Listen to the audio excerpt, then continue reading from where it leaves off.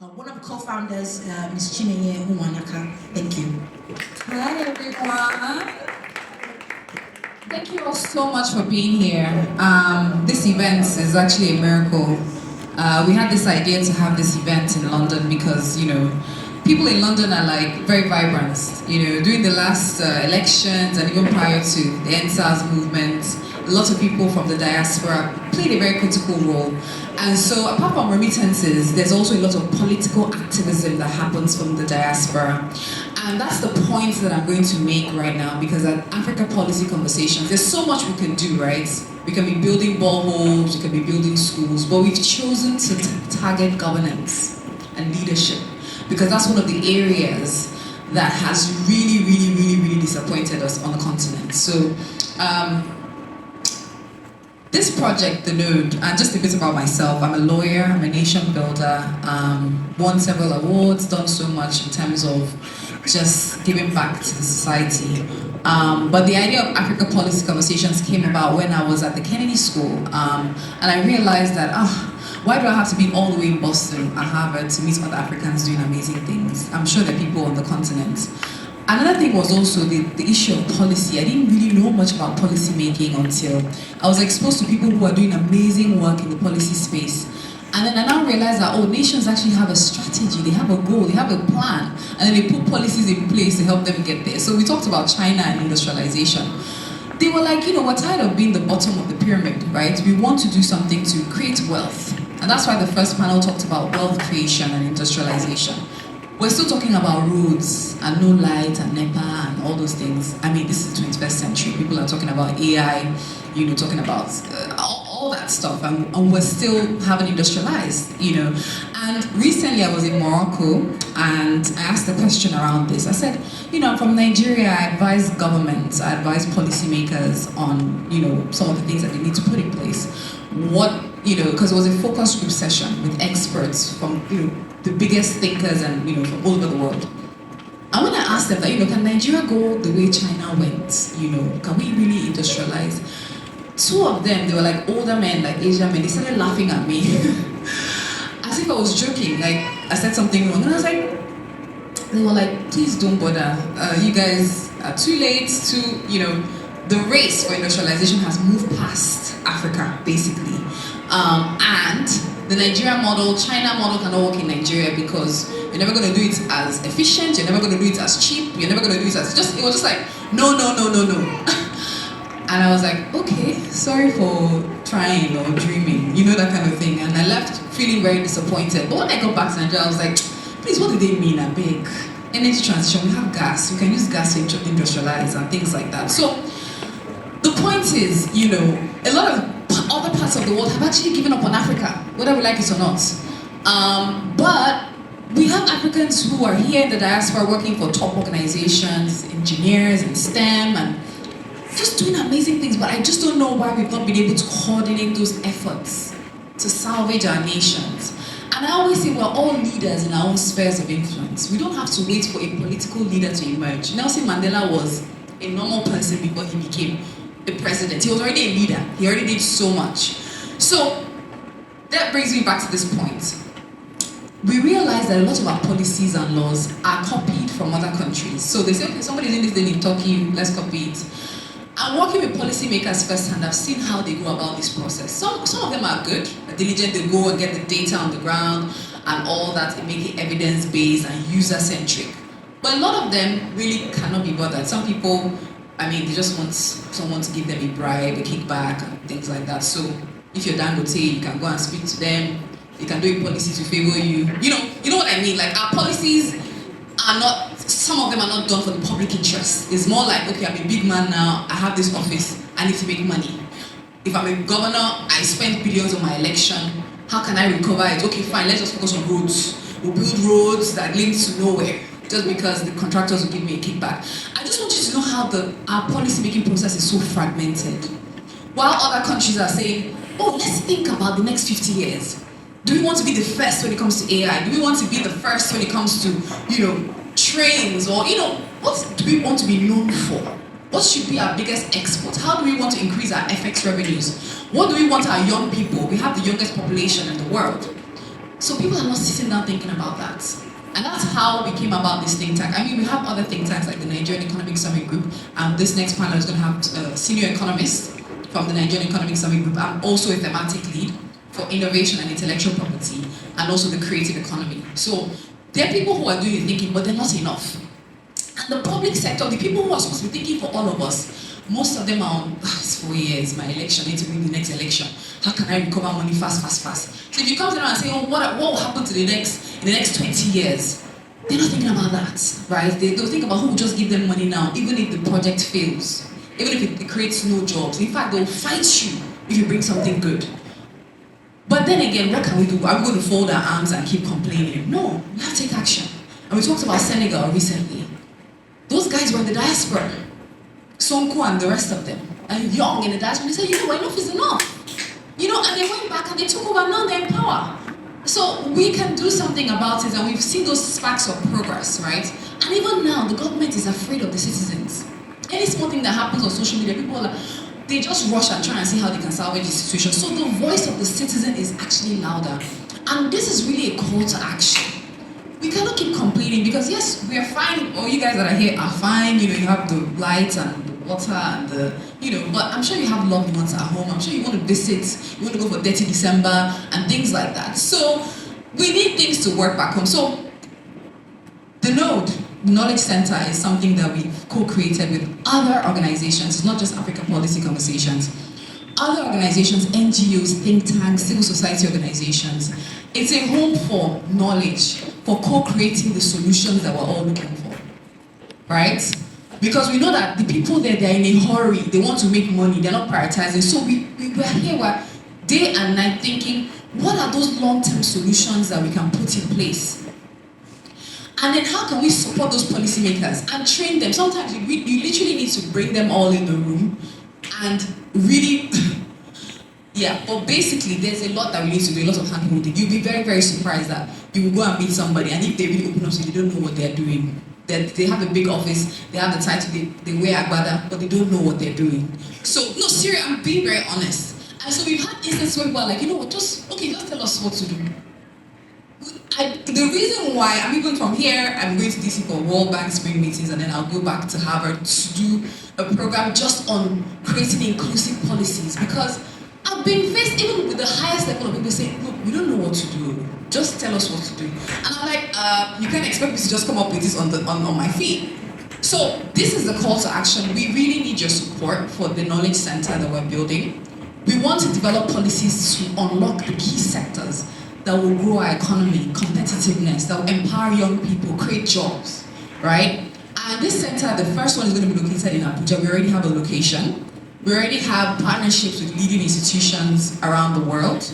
And you know, we have people from the faculty in Stanford University, Harvard, but even local homegrown, because we're very big on homegrown policies.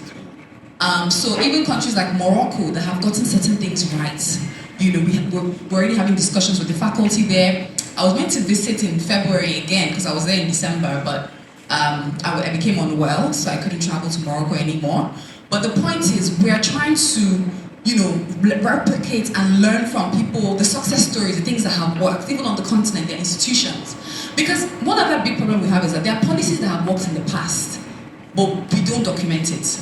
There's not a lot of data. If you want to, even in the National Assembly, sometimes they pass bills, and the copy of it is like the wrong copy because the right copy, you know, we've not gone digital, basically. So you have a situation whereby you hear that, oh, there's a policy that worked in the past, like Akinwumi Adesina, for instance, of AFDB, recently talked about one agriculture policy that helped us back then, that we had surplus food and everything. And people are like, okay, so why didn't anybody document it? Why are we now talking about food scarcity? So that knowledge center, that, you know, we need to bank, you know, those ideas, those solutions that have worked, you know, and then we need to research new ones. And another beautiful thing about this center as well, we're also going into a partnership with the World Bank and other leading institutions to now bring policymakers.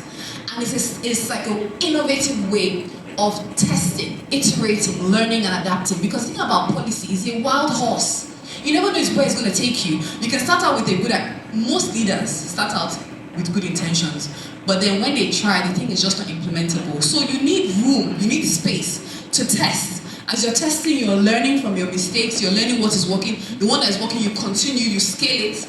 The one that is not working, you discontinue. And so that's what we're trying to do. And a big part of what the diaspora can do is this knowledge. The knowledge transfer. You guys know how systems work. You know how someone was here and they needed to go outside because of parking.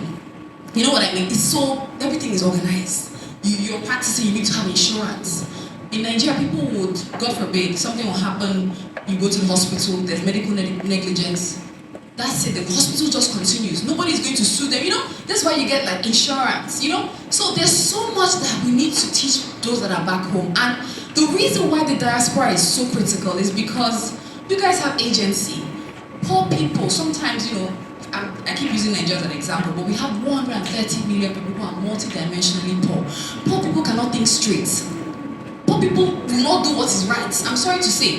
If you tell them this is a bad leader, take 20,000 and vote for, they will take 20,000 and will vote for the bad leader. But at least those in the diaspora or those who are influenced by those in the diaspora can say, okay, this is the right thing to do. I know how, you know, at least you're not that hungry that you would sell your votes for 20,000 or 5,000 naira. So the call to action is that this is the beginning of the conversation. I just wanted to introduce this center. Every sector that you're in is probably represented because we will need insights, we will need advice, we will need, you know, all sorts of things. And we also want to create this coalition of change agents because change is so hard and no one can do it alone. You know, part of the reason why we're doing all this work is why I probably fell sick, you know, and things like that. Nobody can do it alone. It's a sacrifice, it's blood, sweat, and tears. So you, Peter, you're doing something in your wonderful organization, Africa Center is doing something, but how can we collaborate more? Someone talked about Star Alliance. I don't know if my conversation with you, but this is the final point I'm going to make. Star Alliance and, you know, the airlines, BA could have said, okay, I want to fly all over the world. I'm going to fly into Tokyo, fly into, I don't know, America. But that would be waste of like resources and time and energy. So you just have an alliance with American Airlines or United. You do the one you can do. When you get there, they will take over. You know what I mean? So that way you're not stretching yourself too thin. So I want us to be able to build alliances, build collaborations. We're going to take the contacts of people in the room, you know, if you really want to be part of this network that we're trying to build. And it's not just for the UK. Like I said, we're going to be in America. There's also an event there for the diaspora and all that. We'll build these bridges, we'll build the coalition and make sure that we're not just stopping at talking, but it's talk that leads to action. And we can give ourselves timeline. Thankfully, we have access to policymakers, decision makers, lawmakers. So we know that our recommendations are not just going to be thrown away, right? It's going to be utilized and it's going to be implemented. So that's it, basically, about the Knowledge Center. We'll share more details as time goes on, but I really want to thank each and every one of you for listening, and I hope to talk more after the event. Thank you very much, Ms. Nnenne, for the detailed info about the node, and also thank you for the time and the effort. Speaking to, I don't know when she mentioned speaking to policymakers in Nigeria, and they have no clue. Just put that dark cloud over my head. And I don't know if this can also be relatable to other African nations when it comes to the literacy of the leaders that we elect or we have the responsibility to govern.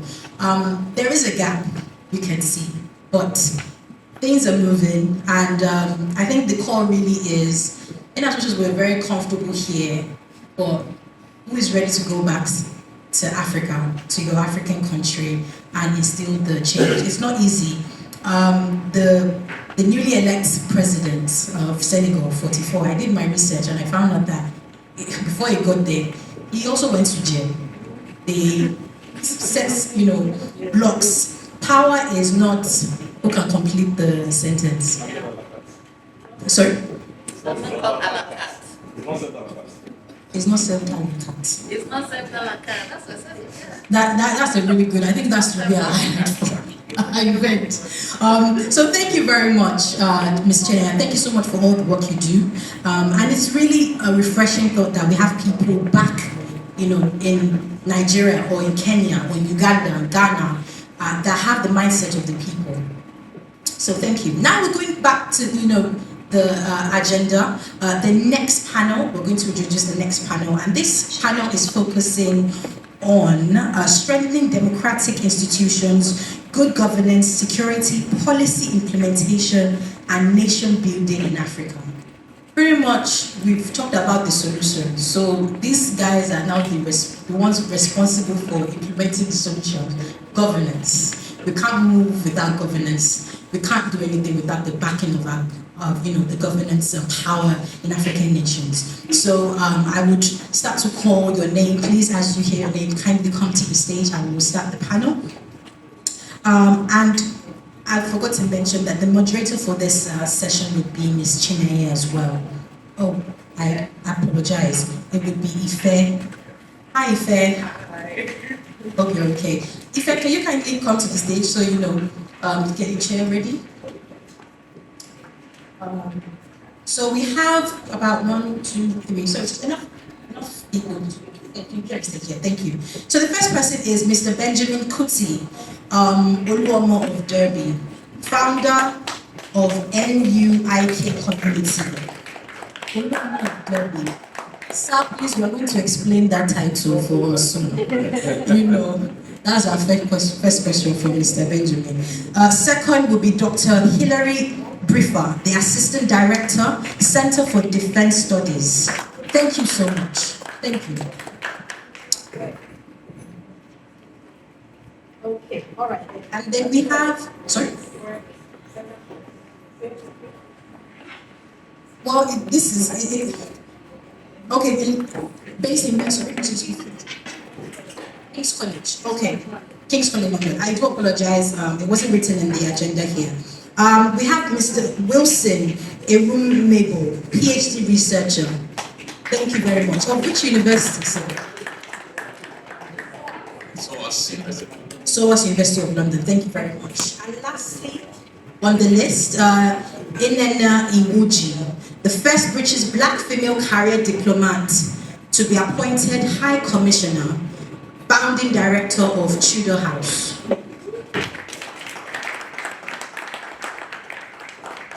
Thank you so much for coming.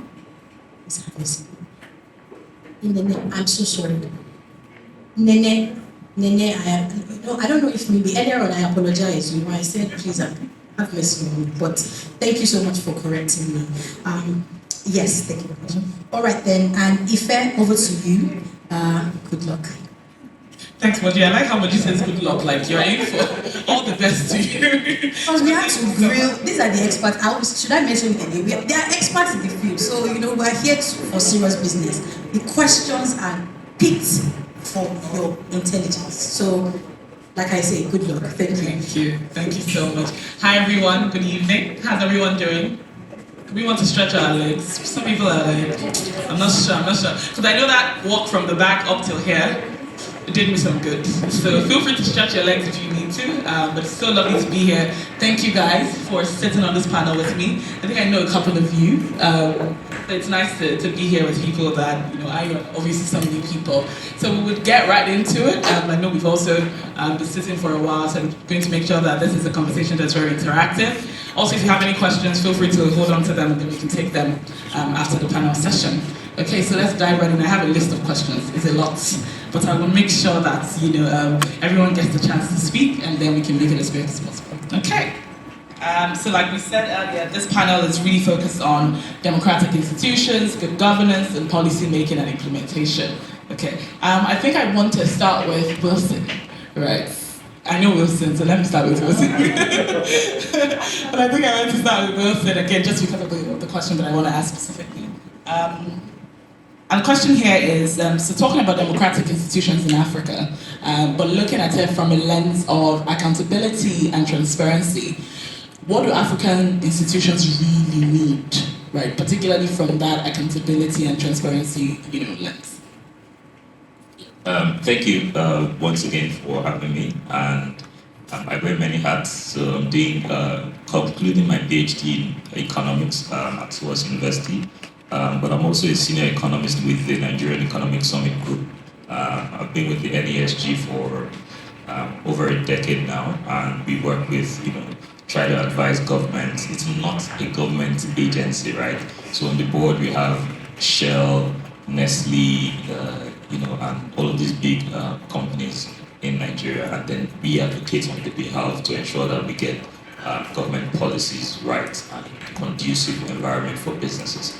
And so that's what we've been doing. The NESG started in 1993, so it's a long institution, and we have lots of institutional memory. Back to your question on what we need, what do African governments need and how can they, I think for me, right, the first thing would be how can we ensure and drive development. So by development, I mean we're still talking about a lot of people living below poverty. We're looking at issues related to unemployment. We're looking at issues relating to even those that are in employment, right? Large informal employment across many African countries.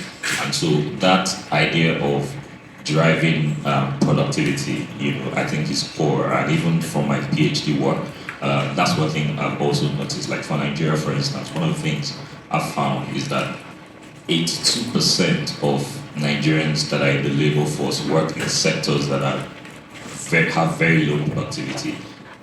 We still have a lot of workers in agriculture in many African countries. Ethiopia would be about 62% of their workforce still employed within the agricultural sector.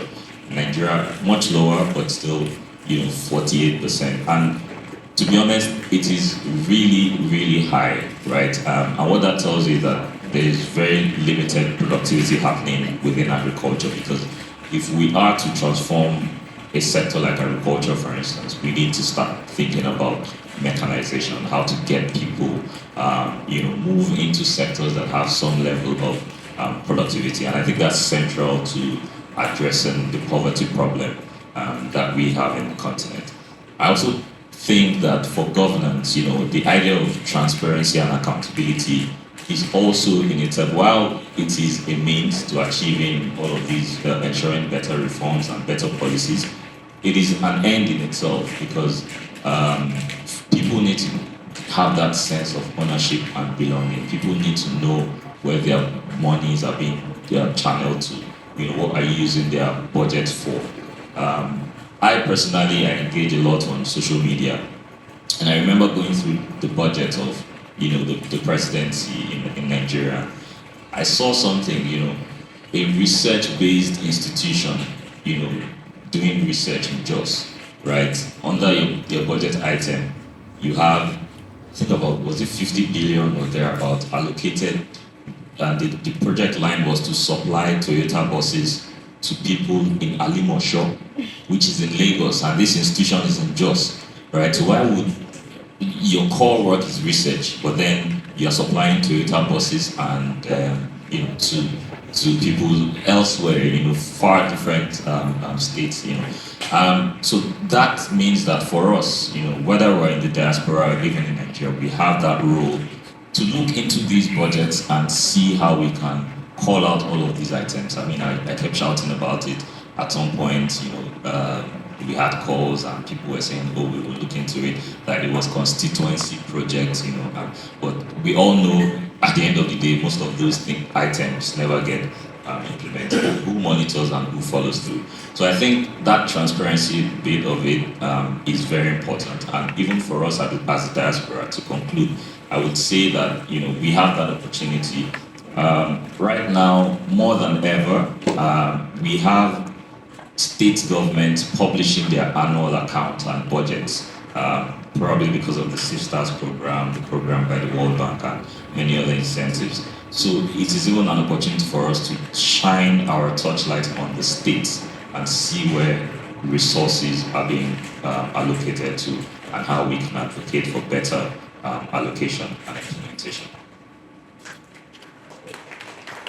Thank you so much, Wilson. I think I want to come from Nnenne next.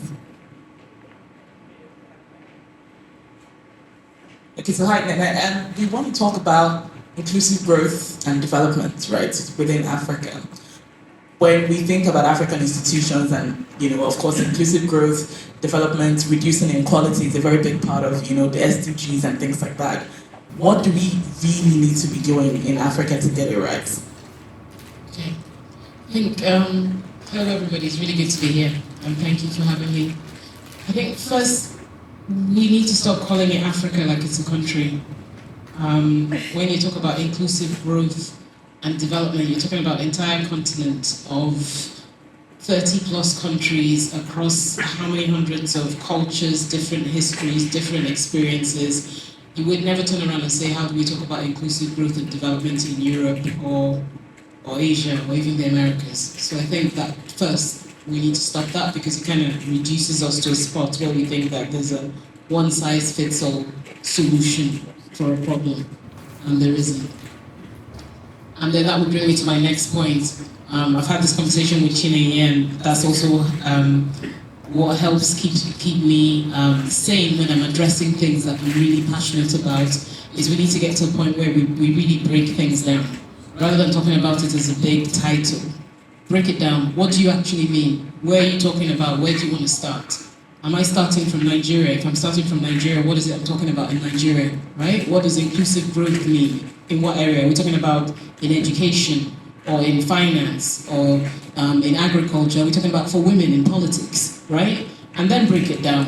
What aspect of that are we speaking about? So I'm not saying it to be pedantic. I think sometimes our problems is that we take big subjects and we stay at the big picture, and we never really break it down. So you'd be disingenuous to say, okay, this is the answer. I mean, we're all intelligent. I could give you 500 things here to talk about how we can be more inclusive.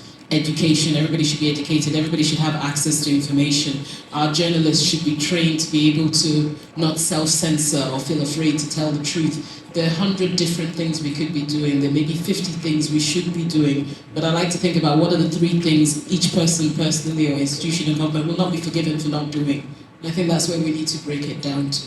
Yeah, if not, we just stay at this level of it's about conversation. Yeah, thank you so much. And I guess just piggybacking on that, about breaking down inclusive growth. Hillary, and we're talking earlier, you're talking about how your experience has been with, small states, smaller countries, within Africa. What would you say your experience breaking down inclusive growth looks like? So to the nitty-gritty, to really, really drilling it down, what does that look like in your experience? Thank you, and thank you everybody for having me here. It's a real privilege to share the stage and to be among you all. Secret, I am not African, although I consider myself Afropean, maybe we could say. I'm originally from Malta, and the small island in the middle of the Mediterranean. Has anybody been there? Show of hands. Yeah, a couple of people.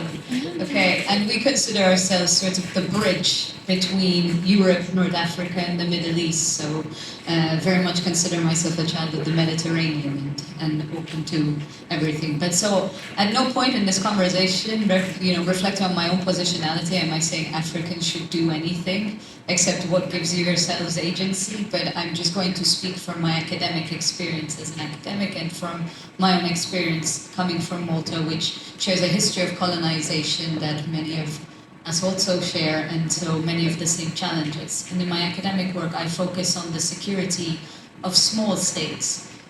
In my department, I say it's if you are not Russia, China, US, the giants that everybody's paying attention to. But if we're thinking about the African continent, I'm trying to think about, well, what are the challenges facing places like Lesotho or the Seychelles or Mauritius or Namibia or the Gambia, rather than only speaking about the larger countries that tend to dominate the conversation, even here today, in terms of examples that we've heard from.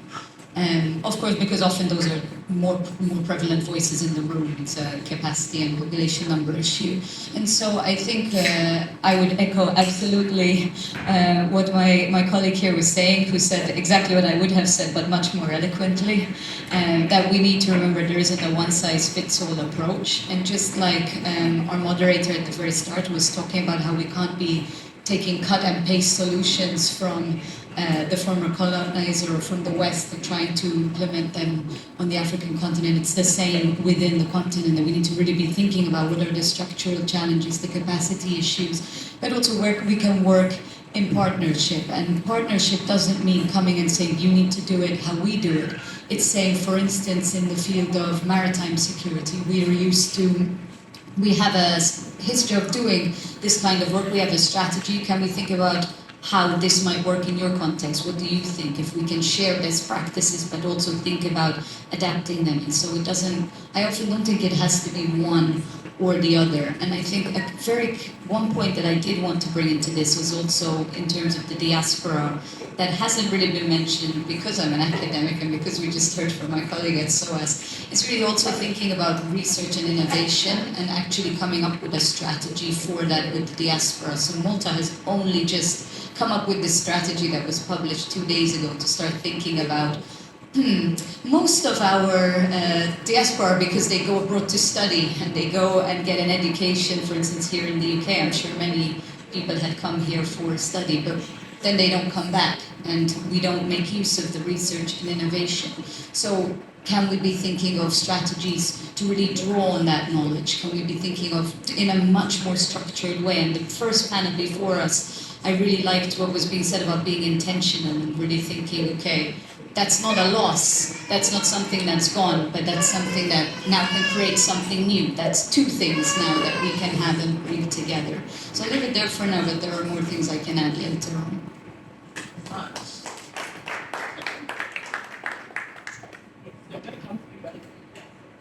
Hi, can you hear me?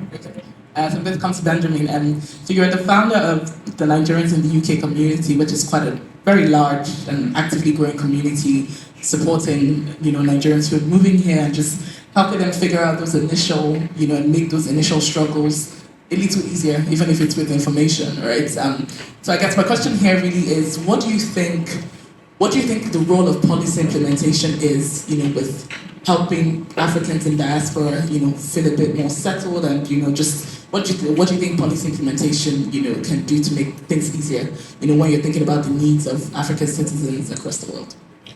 Thank you very much. Thanks for having me, guys. So first and foremost, I'd like to say, when it comes to Africans and diaspora, I'm going to go back to some good side a few points here. I think we're not doing enough. I've seen so many things happen. A lot of us are just sitting on the backbone. We're not demanding good governance enough. A lot of us are well traveled abroad, see how things work. And I'm so disappointed that a lot of us go back home and we just sit down and drawing board, nothing is happening. One of my biggest disappointment has to be in 2020 during the EndSARS protest there. We organized the EndSARS protest. I'm sure everybody happy to see what happened in Nigeria. When they protested at the embassy in London, I was expecting at least 5,000 people to come out. There's less than 500 Nigerians that came out to protest. So that just tells you, even the citizens, you just sit down there, even as much as the law folks are in diaspora, we should be able to educate our people back home, enlighten people, because maybe like it or not, citizens have to participate in governance. Another disappointment happened last year in our country when the election happened. The current president of our country had just about, I think about 8 million votes. President Bola Tinubu. The second candidate, the PDP man, Atiku Abubakar, had about 7 million votes. Peter Obi came to had about 6 million votes. It's about 24 million votes in a country of 200 million people. How are we going to get it right? So as much as we're blaming our leaders, also for me personally, a lot of the blame us as citizens. Citizens have to wake up. We're not doing enough. A lot of us are sleeping all over the year. It's like we go around the same circle. Back and forth, back and forth. There's some countries in Africa have got it right. For me, Botswana is one of the best countries to live in Africa. One of the perfect example of good governance in Africa. I don't know if anybody's been to Botswana here before. Listen, Botswana for me, listen, sometimes I wake up and I'm jealous of, I don't even know if Botswana is in it, by the way. I'm jealous of Botswana. Botswana is the least most corrupt country in Africa. They have the #1 rated police force in Africa since almost 7 years. In some countries, all you get, as a police officer, park, I will shoot you, nothing will happen. You get some country, you never ever find any country like Botswana. It has a wonderful healthcare system. Look at the security system. You can basically sleep with your 2 eyes closed in countries like that. That's because those countries have demanded for good governance in there. Sometimes I ask yourself, maybe it's the selfish interest of a lot of us. A lot of us travel abroad, we see how things work, we still come back home. And for me, probably this massive selfishness in us. Even just today happened, I think, I don't know if you can hear the news, Bobrisky that was sentenced to 6 months in prison in Nigeria. Yeah. And I mean, I talked about, I'm very advocate of social media, by the way, is that I work with a lot of Nigerian companies. So I was talking about that this is unfair. And injustice for one is an injustice for us. This is not about Bobrisky. For me, she's the first-time offender. Naira the values. I would have expected just to give her maybe 100,000 naira fine, maybe community sentence. I mean, sentence to 6 months in prison. And guess what? There's people who are defending this. And I was just like, wow, unbelievable. I mean, do you understand how things work? This is not about Bobrisky. This could be me or you tomorrow. So I feel like the citizens have to wake up. And I'm so disappointed because a lot of Nigerians in diaspora, I mean, I'm talking in context as a Nigerian, by the way, here. A lot of us just sit on the fence. How long are we going to keep on doing this for? The gentleman that the first point I was talking about, he's tired. I'm one of the people I'm also tired as well. Because I just feel like you do so much and the rest of us are just, I just want to make money. The mindset is about getting rich and stuff. A lot of our mindset has to change. And I believe it has to change from Nigerians to Africans in diaspora. If we don't change that mindset for people back home, we're never going to make progress. A lot of Africans, just like Chile was saying as well, of course, there's something called stomach infrastructure. People are poverty, people are struggling. Even someone just give them even 5,000 which is about £1, they will vote, even though they know this person for the next 4 years is not going to take us anywhere. But it's for us who are desperate to enlighten our people. Say, listen, vote buying is unacceptable. You can't be sitting in the country, buying votes and stuff, and you expect that country to move forward. It's never going to happen. But I believe if Africans in diaspora can enlighten people back home, we're going to start making that progress. But I'm afraid I'm one of these people that just getting tired because I think about time enough is enough. Thank you. Thank you so much. Thank you. And I think something Benjamin said really sort of like segued into the next question that I have, which is more around success stories that we can learn from nations that have worked. And I really, as much as possible, I would like us to hone in on African countries that we've seen, work, in terms of their democratic institutions. And I remember I think it was 2018 or 2019, I was flying to Mozambique, right? And I was going through Ethiopia. And so of course I had to go through the Addis airport, and I was in awe of what was happening. It looked like magic, So I'd done London, I had done America, so I expected those kinds of things from, larger countries. But the airport in Addis Ababa is just, I just had joy all over me, And of course, because of that experience, I had to go back and, just really understand how they made it work. Reading about how they have millions of people go through that airport on a daily basis and really making it work. And I know, of course, the aviation industry is one of the big money makers as a country, right? But I was like, this is Africa, right? So can we even, before we talk about, you go to Singapore, you go to China, I was like, this is an African country. And of course, they're not doing everything right. But just seeing an industry as massive as that working, right? And of course, a lot of people fly through Addis. It was I think it was exciting for me to be African and go through, that airport. So, which is why I'm saying I'd really like us to talk about the African examples that have worked, in terms of democratic institutions, and more importantly, what lessons you think that we can learn, from those stories. And I think I want to start with Nnenne. Okay. I should have caveated it by saying that I'm not here with my hat as a representative of the UK government. I'm here with my hat as a private citizen of Nigerian descent. I love it. Okay, so I'm going to give you an example because there's something I've heard here that I just kind of really want to air. So bear with me. So my younger sister is an oncologist, and she worked with the NHS here for many years. But even though she spent 5 minutes in Nigeria when we were young, before she came here, she's always known she wanted to go back. So maybe 5 years ago, she started planning how she was going to go back. Her whole dream has been around dealing with cancer care in Nigeria. And so she thought, okay, she signed up with this organization that every year they bring doctors from around the world, not just Nigerians, Americans mainly, and they go to Jos, and they spend a week with Nigerian doctors and surgeons, and it's a convention for a week, and then they do a retreat for a week. And so she went there all powered up with her PowerPoint and her files and how she was going to share everything she knew and whatever. And she got out there, and within 24 hours, my sister's an oncologist, she talks to people about death every day, so she's the most direct person I know. If I want someone to tell me to shut up and stop feeling sorry for myself, I call my sister.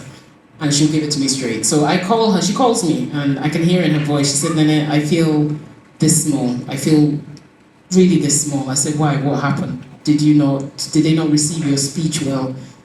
She said, I came here thinking I was coming to teach people, but I found that I was the one being taught. She said, we have good doctors here. We have good surgeons here. We've got good medics here. We've got expertise here, right? And I felt so ashamed that I thought I was coming, and in 5 minutes I was going to tell somebody who's been living here and dealing with this how to do what they're doing. Yeah. All right. I think sometimes we have that as a diaspora. Yes, we have expertise, we have experience, we're lucky. But sometimes we can come with what I call something I really worked in terms of the development sphere, a kind of martyr attitude that we're coming to teach you and tell you what you need. When actually, some of the time you should be listening. So it's not that the person who's actually living in the problem knows what the problem is. Nigerians know what Kenyans, Rwandans, whoever you are, you know what the problem is. Sometimes it's around how can you help me in this, or work with me in this situation. So it's not that we don't have something to bring, but we also need to make sure that we're not coming with trying to teach people what they already need. Okay? So in terms of successes, we've been using the example of Nigeria a lot, and I'm speaking to that because maybe the two, I have experience across the board, but all right, for example, if I look at somewhere like, if I'm using like Nigeria for an example, we do have industries that have worked. You were asking at the beginning, the speaker, I did put my hand up, what can the diaspora give back to the continent around culture? Wait a second, Afrobeats has come from the streets in Africa, on the continent, unapologetic, not in English, and has dominated, right? Same thing with fashion, same thing with Nollywood, right? So sometimes it's not about reinventing the wheel, it's about looking at what's working and saying how do we piggyback, enhance, and blow it up. And so I feel that we do have our success stories. We've given the example of the Ethiopian airport. Sometimes it depends on the perspective, which end you're flying in. I used to live in Ethiopia, so I have my perspectives. But even closer to home, in terms of, I'd say the cultural industry is like one that I feel is a big success. Nobody's actually talking about how is it that you've got your Ashakes and Burner Boys, and they're representing international brands. Unapologetically Nigerian. You have your Kenyan examples, your South African examples. So we've spoken about finance, technology leapfrogging. It's a continent that technology leapfrogs. E-money was way ahead in West Africa than it was here in the UK in terms of what people were embracing. So I think sometimes it can be exhausting, and it's not about patting ourselves on the back, but it's about also being conscious about what's working. Why is it that these guys were able to leapfrog this barrier and make it work in this space? And how do we piggyback off the back of that? So that's just an example. Okay. Thank you so much. Yes. Big love for Afrobeats across the world. You know, it's always nice to hear Ashake on the streets of Amsterdam. I literally stop everything I'm doing. I'm like, keep playing. You know, so it's always nice. But you know, Hillary, do you want to tell us, you know, based on your experience, what do you think we can learn, you know, from African countries that have gotten it right? I keep having the bad luck of speaking after you, and she's so brilliant. And especially when you talk about the fashion, I knew when I came here, everybody's going to be so well dressed. So, anyhow, I guess I'd give two examples from my perspective. One from a small state to do justice to our small partners, and also one from a larger state. And from the small state's perspective, the first thing I thought of when you asked this question about a success story is I was thinking about all the work Seychelles has done on the blue economy. And then really trying to show the world that we need to value our natural resources and to challenge our conventional approaches to how we create financial capital, what we should be prioritizing in terms of industrialization, that there are ways of actually doing it in harmony with natural resources as well. So I wanted to give that a shout out. But also, at the beginning, I was talking to Chantal, who was on the previous panel, and she mentioned that she's from Rwanda. And the first thing I thought, as I talked to a strong woman from Rwanda, was the fact that they have an immense success with getting women into government and getting female representation. More than half in In the parliament, exactly. And in Malta, we've never had a female foreign minister, we've never had a female prime minister, and even to get women to run, we had to institute a quota system, which is very controversial, just to try to increase it. But here it's a real success story of getting women not only into the conversation, but actually into the seats of power, to actually where the decisions are being made. And I think bringing it back here then to what the diaspora can do is also talking about these successes and sharing with others. So it's not always, well, what, especially here in the UK, what can the UK teach us, but actually what can we teach you here in the UK, or how can we represent sort of where we're from? And I always make sure everybody in the room, wherever I go, knows I'm from Malta, because how often do they come across somebody? And somebody on the first panel talked about being ambassadors for where we're from.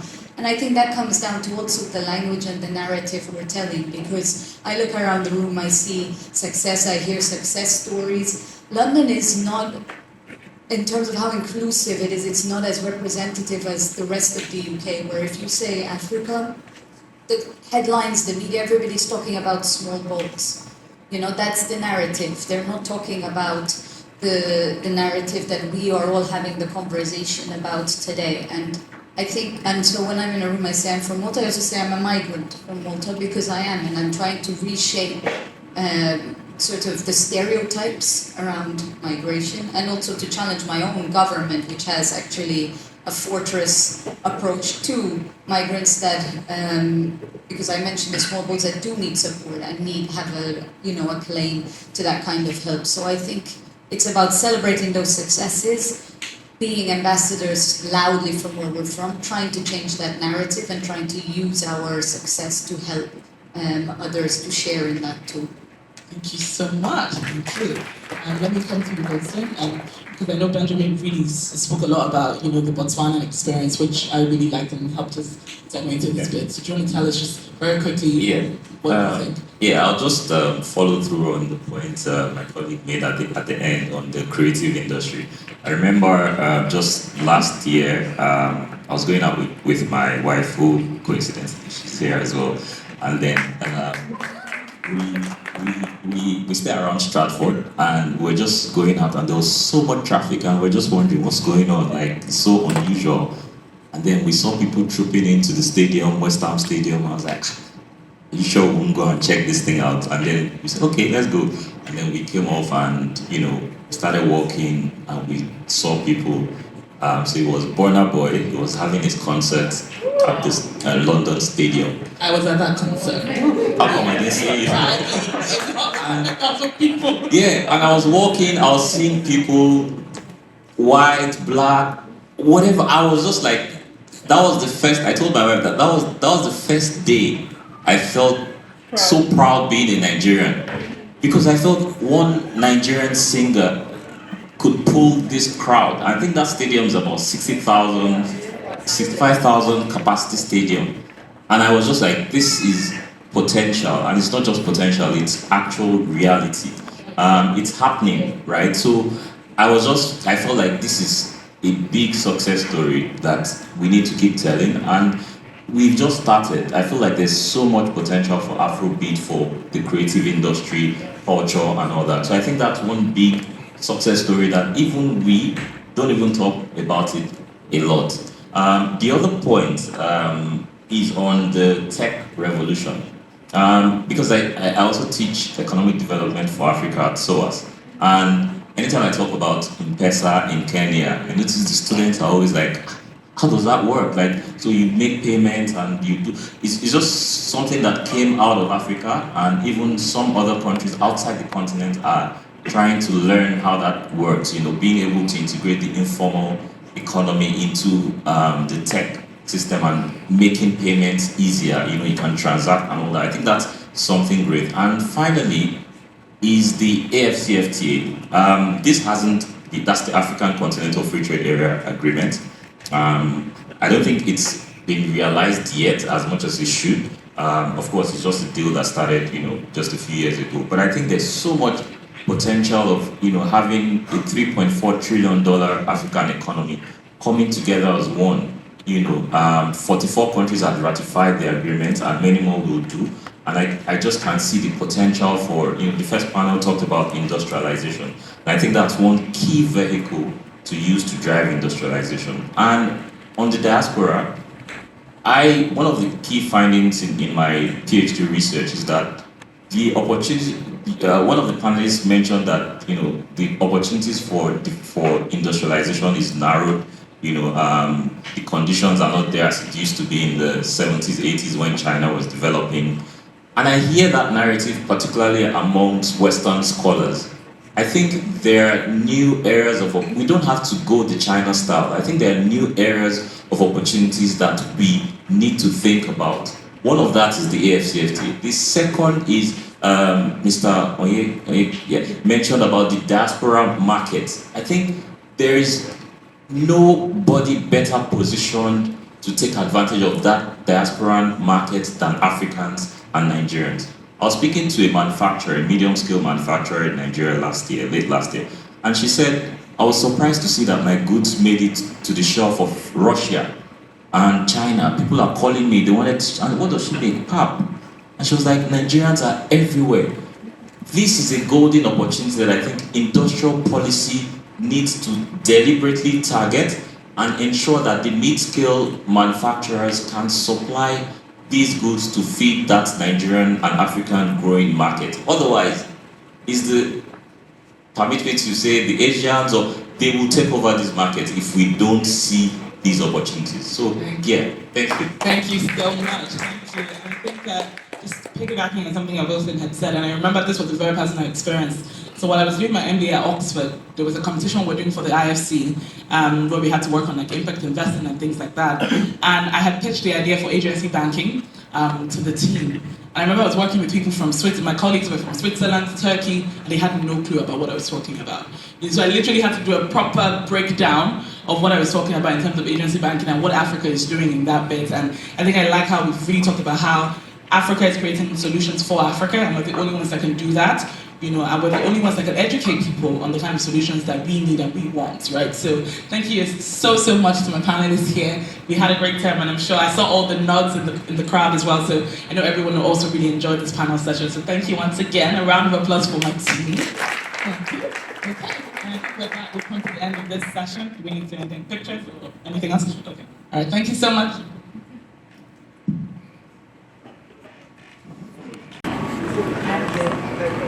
Hello, hi. Ola again. I work in sustainability and social impact. And I just love everything that was spoken on the stage. It just very much resonates with a lot of us here, talking about where can we as Africans, different countries as well, what is it that makes us special? There's things in Nigeria that makes Nigerians special. There's things in Uganda that makes Ugandans special. There's things in Gabon that makes Gabonese people special.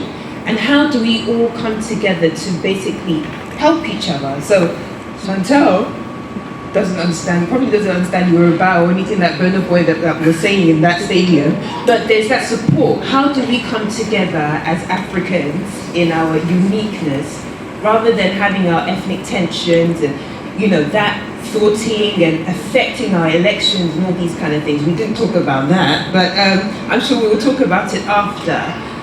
How do we hone that and support one another? I think there are two things that we can really hone in on as well. In particular, a lot of conversations around sustainability and climate change on this side of the planet, the global north, making decisions for the global south, who it's really affecting. Bangladesh with its, rising sea water, Seychelles, which is a fantastic initiative that they're doing over there. Nigeria, Kenya, these are places that they can all develop policies around as well, and actually spearhead that conversation. One thing I've noticed living in these other different countries is they have the solutions, and they can teach the people on this side those sustainability solutions as well. So that's one aspect. I think that's one thing that I really feel like we should all hone in on and be part of those conversations that they keep sidelining us on, COP27 and all of that. Where's our representation in that? Culture. We have our textiles, we have our in the arts as well. we have our art, we have the bedding bronzes that they think aliens came down and taught us how to do, or Lalibela in Ethiopia, they also thought aliens taught them how to carve that as well. No, these are things that are very much part of our history and who we are. We need to market that in the way that Americans have marketed their whole American dream situation, which is a farce. America's Gucci belt, what's it called? Third world country with the Gucci belts. That's what they are, really and truly, you know, but they have good PR and people are flocking in their millions. So we need to do the same. Take our narrative, tell our stories, and really hone in on who we are, change our mindset, plant seeds of change in the younger generation so they grow up to be proud Africans and who they are. Thank you so much for your contribution. Thanks. Do we have time for one more? One more, okay, I think you're fantastic. Can I go ahead? Okay, sure. So my name is Toby Nnenne. I work with the policy practice, and I'm also a PhD student at King's College. Yes. So, first of all, very brilliant conversation today. Ranging from people that talk about finance to what America said about the different ways that diaspora can contribute, and of course to our panelists. I've enjoyed the conversation, and I wanted to just highlight that again. But then I wanted to say something about understanding the context in which we work, whether as technocrats, whether as an appointed politician, or whatever capacity. And I'm saying this because I think Moji at the beginning asked us what we wanted to do if we are to become the president of our countries. And people excitedly started talking about the reforms they were going to implement. And all of them are very valid. I agree with most of what has been said, and I think there are things that has to happen. Particularly the person that's saying about building trust, because trust is very important. And I'm going to just hammer down on that point of building trust, because if, for example, I have a opportunity to lead a business, a family, a group, or whatever, the first thing I need to do, if it's from private sector, is to build confidence, whether it's of the investors or whatever. How do you do this if you really don't understand the context in which you're working? I like what permit me to call Oluomo of the Debbie. Yeah. I like what he said about activism. We need to be more involved. We had MSAS issues and only 500 persons came out. I think sometimes we need to ask ourselves, go beneath the surface. Why are these things happening beyond what we are seeing? And I think that's the difference sometimes, maybe to say this, between career politicians, especially in some of our countries, and the so-called technocrats. We have all the knowledge, we have all the information, and we want to come and tell you these things immediately without understanding the context in which they are working. I like the point that they made about our sister coming in and then being surprised at what was going on. That is what happens each time you appoint an Oxford trained, I mean, I also went to Oxford, so I'm not saying this, I'm not against Oxford. I'm not against Oxford, I also went there. But then, this is what happens when you bring these very brilliant people on boards to work in a context where they don't really understand. And for me, I think the first thing you need to do, and I'm saying this to each and every one of us here, is to first of all appreciate that you need to understand the political economy of where you're working. Get beneath the surface of things. And it doesn't have to be very technical. Just ask yourself very basic questions of very basic things about human beings. The human person is very political, and economics 101 teaches you that human beings always have what wants. There's always something you want. There's always interest. Basic questions. When you ask yourself those questions, it will help you to get to a little bit to understand the context where you're working, and then know how best you can deploy those special skills you've got and those brilliance you're coming with.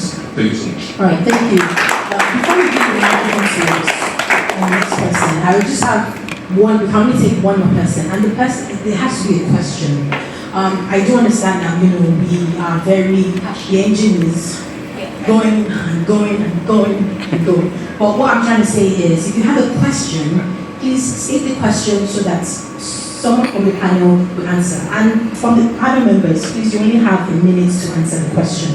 We're going to round up in the next 3-4 minutes, and then, refreshments are just above the level here. Please do enjoy yourself with that, so that we can get things rolling. So the next person to have a question. Thank you. No, I think he has. Okay, you had a question. Sorry. Yeah, thank Okay. you. I'll be very, very brief. Okay. My name is Emil. I'm the Chief Executive Officer from the DRC. and I'm a PhD student researcher at Surrey University of London. I have a very simple question. I'm very happy to be part of this forum. You mentioned many points, but only one word I didn't hear here is about security. Nobody mentioned about security. How do you develop? How do we invest without security and peace? I think about Sudan. I think about all the West Africa countries. I think of the Democratic Republic of Congo and many other countries in Africa. How do you invest? How do you send money from the diaspora if we don't invest in security? So security and peace should be. So my question for the panelists is, how do you implement this development without? Thank you so much. So anyone wants to volunteer on the panel? Security?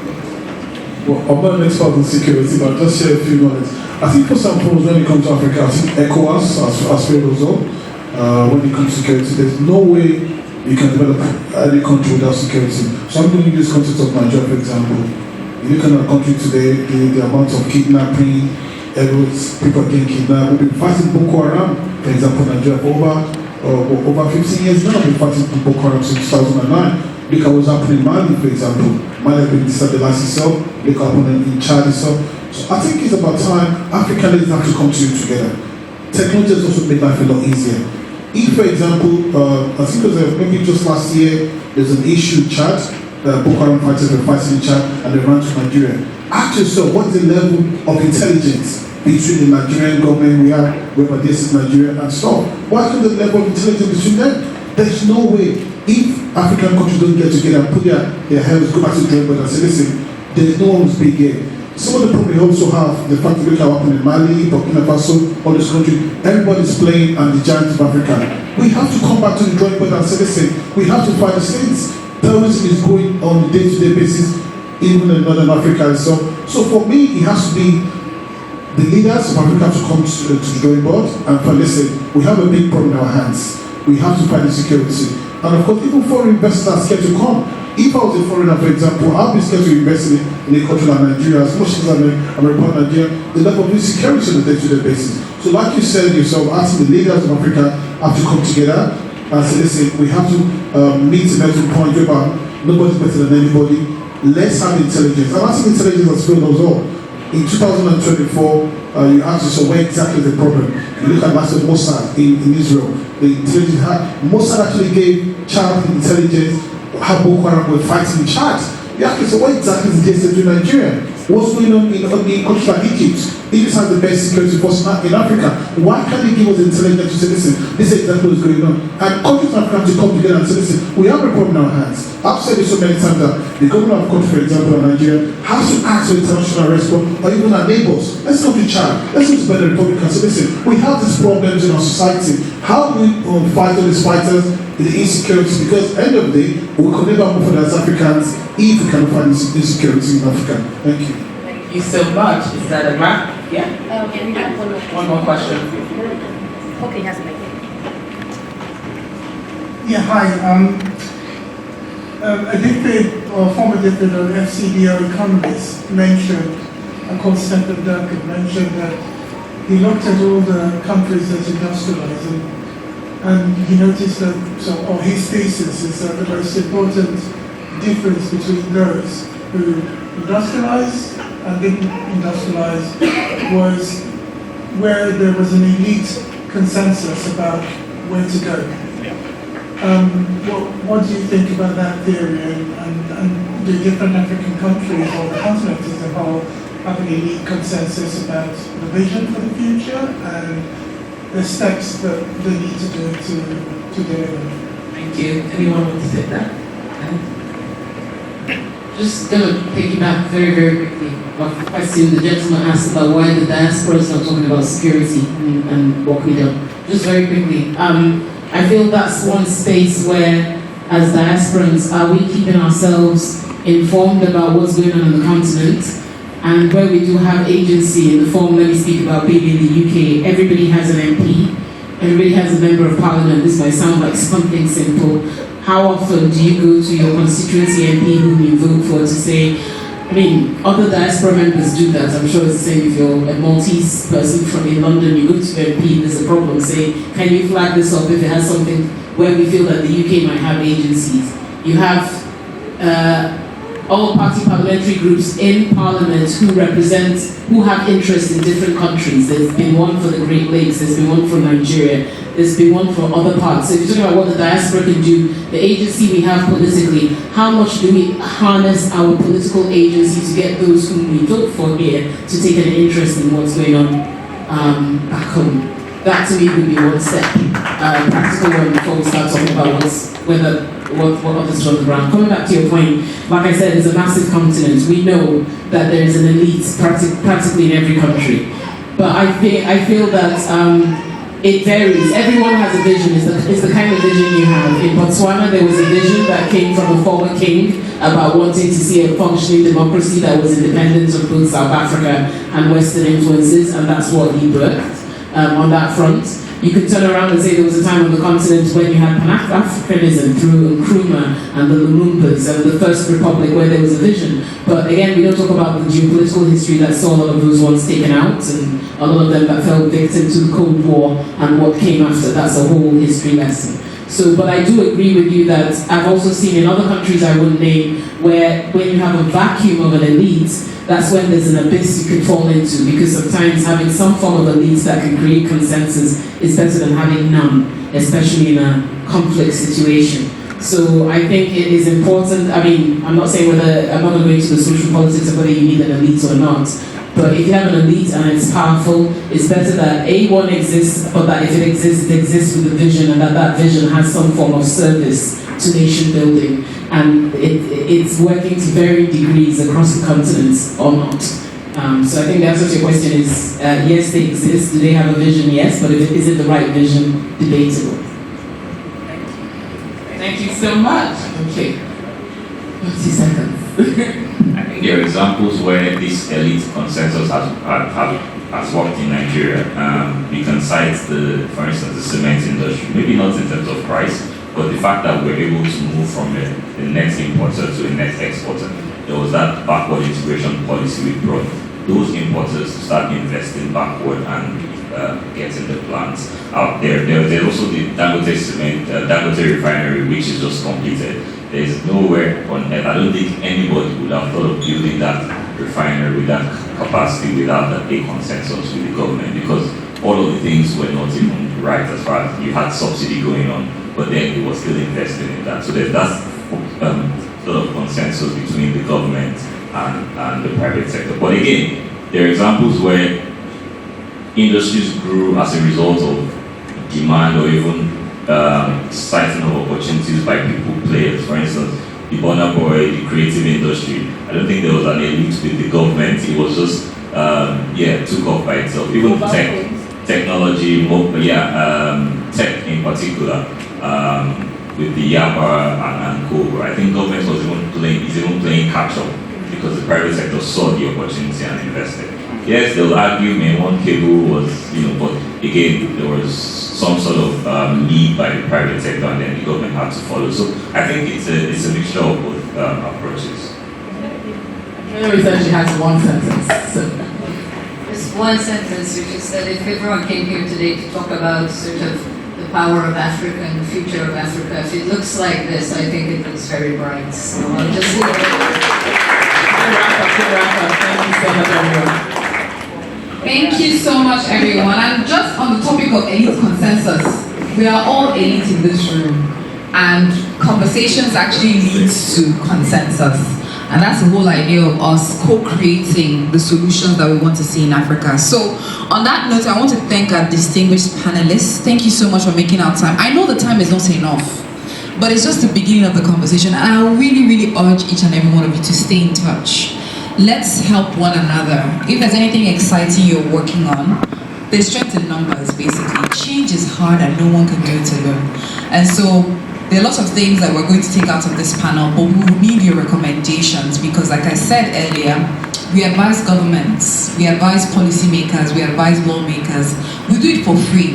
And we have people in our community who are experts, who are PhDs and all this stuff. If those government officials had to pay for that, they won't be able to afford it. But it's just service to humanity and service to our nation, because we know that there's so much potential and we need to unlock. We're tired, my generation, I'm tired. I don't want to live potential. I want a country that works. I want a continent that works. And the power is in our hands. So that's the call to action. Please stay connected. Follow our social media handles, Africa Policy Conversations, on LinkedIn, Instagram, X, we're everywhere. YouTube as well. Follow us, write to us, we can catch up over coffee, whatever it is, any ideas bubbling in your mind, we can connect you with people on the ground, other organizations as well, because like I said about the node, we're creating an ecosystem for change agents. So the space is for people who are making a difference, right? Because most times they don't have the funding to have a space, a place to convene and things like that. We're retooling them, doing the capacity building for them, and for our leaders as well. So people who want to run for office here, we also support people who want to go back and run. And it doesn't have to be president or governor. It can literally be councillor. Because the more we stay away, nature abhors a vacuum. The people who are going there without the right intentions would go there. So whatever interests you have as it relates to governance, policies, and just impact, giving back, we're here for you. We're here to support. So, and if you can also do anything to also support us as an organization, because we're using our personal finances, so please. And we're a young organization, youth-led organization, so we're also open to support donations in cash and in kind. We also have children's books there, African children's book authored by our award-winning author here as well. 10 African stories. So if you have kids or nephews or nieces that you want to buy books for, the books are over there. So that's it. We'll also share a feedback form. Please take time out to fill out the feedback form. So on that note, let's take pictures, and then I'll take pictures of everyone as well, because we're now friends. And we have food as well. So, but we have about 10 to 15 minutes to network before we have to, leave. So thank you, everyone. Let's take, wait, can we have everyone so we can take, okay, let's take one with the panel here, and then. So we'll take one with the panel and then everyone on the stage. So how are you going to? All right.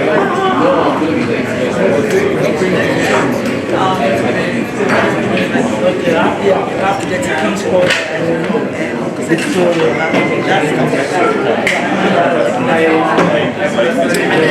Yes, no. Rich, I'll stop there. It was good in here. I went to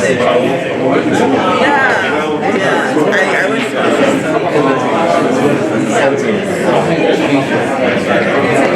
everyone on the stage. Everyone on the stage.